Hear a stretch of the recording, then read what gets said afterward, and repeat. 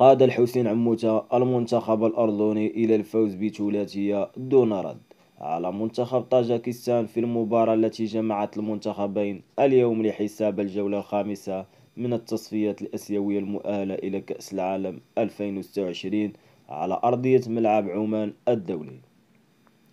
ودخلت كتيبة عموتة المباراة عازمة على الفوز وتحقيق نتيجة إيجابية لضمان التأهل إلى المرحلة النهائية.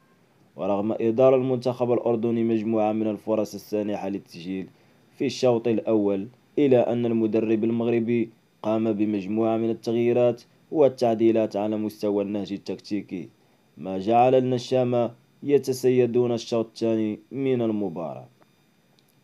وكتف اللاعبون من محاولتهم الهجومية باحثين عن الهدف وتأمين التأهل حتى تسنى لهم ذلك. ففي الدقيقة 51 افتتح علي إياد علوان التسجيل قبل أن يضيف زميله يزن النعيمات الهدف الثاني في الدقيقة 68، ويعزز إبراهيم سعادة تقدم النشامة بإضافة الهدف الثالث في الوقت القاتل من المباراة.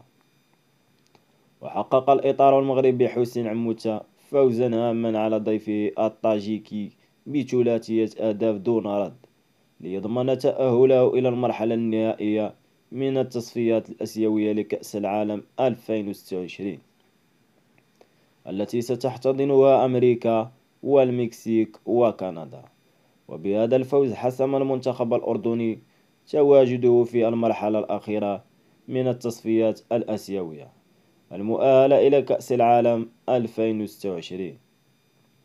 إذ بات يحتل الوصافة في ترتيب المجموعة السابعة برصيد 10 نقاط بعد المنتخب السعودي المتصدر المجموعة ب13 نقطة. وفي المقابل تجمد رصيد منتخب طاجكستان عند 5 نقاط في المركز ما قبل الأخير.